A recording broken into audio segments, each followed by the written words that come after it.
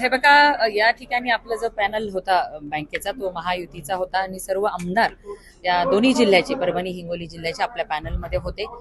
आणि त्यामुळे आणि खास करून रतीने की ही निवडणूक बिनविरोध झाली पाहिजे आणि अनुभवी रामप्रसाद बोर्डीकर साहेबांना या बँकेचं चेअरमन केलं पाहिजे असा विचार त्यांनी केला आणि सर्वच संचालकांना ह्या बाबतीमध्ये त्यांनी तयार केलं आणि त्यामुळे आज या ठिकाणी बिनविरोध अध्यक्ष आणि उपाध्यक्षाची निवड झालेली आहे. राजेश गोरेगावकरजी हे हिंगोलीतून ह्या बँकेचं नेतृत्व करणार आहेत आणि मला अपेक्षा आहे की परभणी हिंगोली जिल्ह्यातील शेतकऱ्यांच्या हिताचे निर्णय आपल्या दोन्ही जिल्ह्यांमध्ये चांगल्या पद्धतीने सहकारी संस्था वाढल्या पाहिजे, सहकाराचं चळवळ वाढली पाहिजे, यासाठी सर्वच संचालक मंडळ सकारात्मक आहे आणि चांगल्या उद्योजक घडवावेत, तरुण महिला यांना उद्योग या ठिकाणी करता यावा, शेतकऱ्यांचं हित जोपासता यावं. जे जे या बँकेचे सभासद आहेत, जेवढ्या पतसंस्था आहेत, जेवढ्या संस्था आहेत, त्या सगळ्यांच्या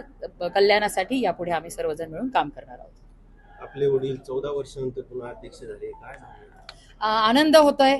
ज्या खोट्या केसमध्ये त्यांना अडकवलं गेलं होतं, आज या ठिकाणी बिनविरोध अध्यक्षांची निवड त्यांची झालेली आहे.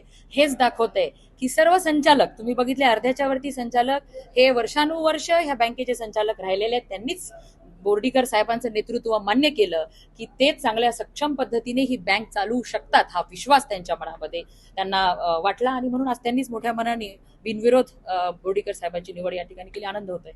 आपल्या माध्यमातून बँकेमध्ये आणखी काय नवीन? मी आताच सांगितलं, सहकाराचं जाळं अधिक सक्षम करण्यासाठी सहकारी संस्था, सहकारी जे जे काही देशाचे सहकार मंत्री अमितभाई शहा यांच्या संकल्पनेतील आणि मुख्यमंत्री देवेंद्र फडणवीस साहेब यांच्या संकल्पनेतील सहकार चळवळ आपल्या परभणी हिंगोली जिल्ह्यामध्ये आपण या ठिकाणी अधिक भक्कम करणार आहोत. थँक्यू. ओके.